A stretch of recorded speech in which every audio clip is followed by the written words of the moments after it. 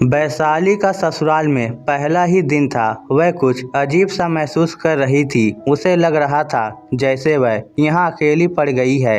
अचानक ऐसी जगह आ गई है जहाँ का माहौल घुटन भरा सा है। वैशाली सुबह 7 बजे ससुराल पहुँची थी। पहुँचते ही सास ने उसे एक कमरे में फर्श पर बैठने के लिए कह दिया। कमरे में एक दीवार पर देवी देवताओं के चित्र बने थे। उनके सामने एक दरी बिछी हुई थी। दरी पर वह अकेली बैठी थी। कमरे में दूसरा कोई नहीं था। बाकी के सभी घर वाले दूसरे कमरे में बैठे मीटिंग कर रहे थे। वह रात भर चली शादी की रस्मों के कारण बेहद थकी हुई थी।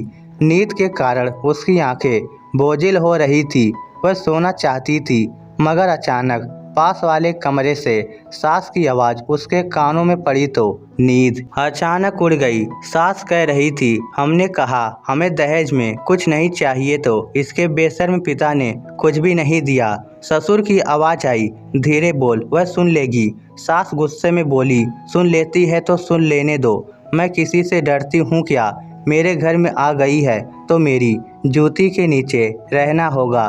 तुम तो शादी से पहले उसके बाप का बड़ा गुणगान कर रहे थे। कह रहे थे पैसे वाला आदमी है, बिना मांगे ही अपनी इकलौती बेटी को बहुत कुछ देगा। दे दिया ना, एक चांदी का सिक्का और नारियल। ये सब सुनकर वैशाली का दिल धक धक करने लगा। उसने तुरंत पापा का नंबर मिलाया और फ़ोन को कॉल रिकॉर्डिंग पर लगा दिया। उधर से आवाज़ आई, हेलो बिटिया, कैसी हो? वह धीरे से बोली, आप खुद ही चुपचाप सुन लो पापा। और फिर उसने फ़ोन को कपड़ों में दबाया और वहाँ खड़ी हो गई जहाँ आवाज़ एकदम साफ आ रही थी। सास कह रही थी, ऊंची दुकान और फीके पकवान। आप क्या कह रहे थे कि मार्केट में इसके बाप की 10 दुकानें हैं, 10 दुकानें खुद चलाते हैं, बेटे को साथ मिलकर। नगद तो छोड़ो, उसने तो बेटी को फर्नीचर भी नहीं दिया। क्या मुंह दिखाऊं मैं मोहल्ले की औरतों को? सब मेरी हंसी उड़ा रही होंगी। इकलौता बेटा है मेरा और बहू सिर्फ 4 जोड़ी कपड़ों में आ गई। अचानक वैशाली को अपने पति राजीव की आवाज़ सुनाई दी। वह बोल रहा था, तुम टेंशन मत लो मम्मी, अब तो सुहाग रात भी तभी मनाऊंगा जब तक तुम्हारी इच्छाएं पूरी नहीं हो जाती। जो भी मांग करनी है अब कर लो। अब मांगना ज़्यादा आसान है क्योंकि अब तो शादी हो चुकी है। उसका बाप अब हमारी मुट्ठी में है। बेटी की खुशी के लिए वही करेगा जो हम चाहेंगे। राजीव के मुंह से ये सब सुनकर वैशाली के पैरों के नीचे से जमीन ही खिसक गई। वह तो गिरगिट का भी बाप निकला। शादी से पहले कितना आदर्शवादी बन रहा था। फोन पर बोला करता था, तेरे सिवा मुझे कुछ नहीं चाहिए वैशाली, मैं अपनी मेहनत पर ज़्यादा विश्वास करता हूँ। तुम्हें अपनी कमाई से सारी दुनिया घुमाऊंगा, तुम्हारी हर इच्छा पूरी करूंगा। अचानक वैशाली के कानों में उसकी ननद की आवाज़ सुनाई पड़ी, मैं तो पहले ही कह रही थी कि जो कुछ मांगना है शादी से पहले उनके सामने रख दो, मगर मेरी तो किसी ने सुनी ही नहीं। अब भुगतो। ससुर बोला, मुझे क्या पता था वह इतना नीचे गिर जाएगा कि बेटी को कुछ भी नहीं देगा। ऐसा तो कोई भिखारी भी नहीं करता। वैशाली से रहा नहीं गया। वह तेजी से चलकर उन लोगों के बीच में जा पहुंची। फिर फुंकारते हुए बोली, भिखारी मेरे पापा नहीं हैं, भिखारी तो तुम लोग हो। जब तुम्हें फ्री का धन चाहिए था तो पहले ही बोल देते। यूं आदर्शवादी बनने का दिखावा क्यों कर रहे थे? सास ने जब वैशाली को देखा तो पूरी तरह आग बबूला हो गई। सास गुस्से में बोली, ये मेरा घर है, तुम्हें किसने इजाज़त दी यहाँ आने की? चल बाहर निकल, भिखमंगे की औलाद। वैशाली बोली, आ गई बुढ़िया अपनी औकात पर। फ़ोन पर क्या बोला करती थी कि हमें तो एक बेटी जैसी बहू चाहिए, बाकी तो भगवान का दिया सब कुछ है। इंसान की खाल में छिपे भेड़ियों तुम जैसों की वजह से शरीफ लोग भी बदनाम हो जाते हैं क्योंकि तुम उनका चोला पहनकर चाल जो चलते हो। सास अपना आपा खोते हुए बोली, इसको कोई चुप कराएगा या मैं ही इसका गला दबा दूं? राजीव वैशाली की तरफ गुस्से में बढ़ा तो वह पीछे हटते हुए बोली, हाथ उठाने की भूल मत करना वरना अंजाम बहुत बुरा होने वाला है। मगर वह नहीं रुका। उसने वैशाली के बाल पकड़ लिए और उसे घसीटते हुए कमरे के बाहर ले आया।